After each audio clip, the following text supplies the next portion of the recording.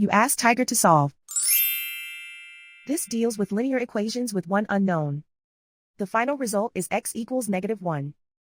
Let's solve it step by step. Simplify the expression.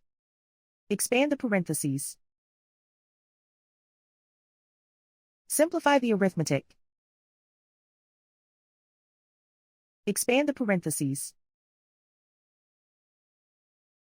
Simplify the arithmetic. Group all x terms on the left side of the equation. Subtract 3x from both sides. Group like terms. Simplify the arithmetic. Group like terms. Simplify the arithmetic. Group all constants on the right side of the equation. Add 5 to both sides. Simplify the arithmetic.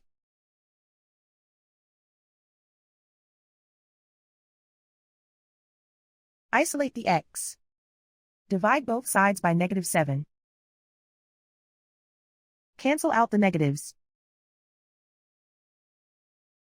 Simplify the fraction. Move the negative sign from the denominator to the numerator. Simplify the fraction.